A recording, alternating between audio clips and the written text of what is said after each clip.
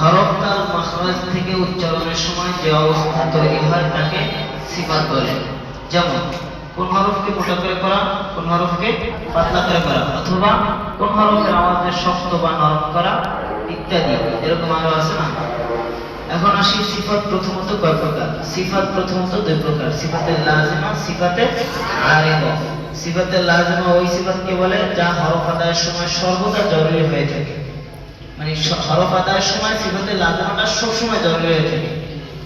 যদি সিফাতে লাজিমা আদায় না করা হয় তাহলে হরফটি পূর্ণাঙ্গ রূপে আদায় হয় না।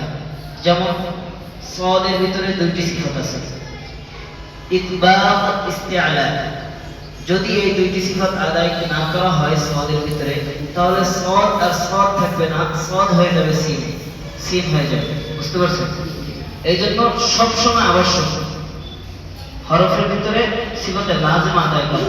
যদি কেউ না আদায় করে তাহলে হরফটি পূর্ণাঙ্গ রূপে আদায় হবে না। এখন আসি সিফাতে আরিবা।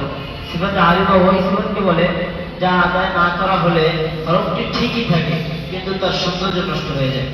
বুঝতে পারছেন? হরফটি ঠিকই থাকবে, যদি সিফাতে আরিবা যদি আদায় না করেন হরফটি ঠিকই থাকবে কিন্তু তার সৌন্দর্য নষ্ট হয়ে যাবে।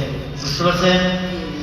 যেমন র হরফের উপরে জবর অথবা পেশ থাকলে রকে মোটা করিয়া পড়িতে হয়, অথবা আল্লাহ শব্দ লামের ডানে যদি জবর অথবা পেশ থাকে লামকে পুর মোটা করিয়া পড়িতে হবে।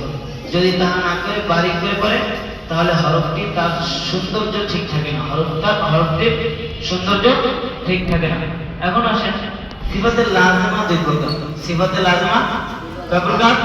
দুই প্রকার। সিফাতে লাজিমা মুতাওয়াদ্দা, সিফাতে লাজিমা গায়রি মুতাওয়াদ্দা। সিফাতে লাজিমা মুতাওয়াদ্দা বলে ওই সিফাতকে যার বিপরীত সিফাত আছে। সিফাতে লাজিমা মুতাওয়াদ্দা বলে ওই সিফাতকে যার বিপরীত সিফাত নাই। এখন আসি সিফাতে লাজিমা মুতাওয়াদ্দা পাঁচ জোড়ায়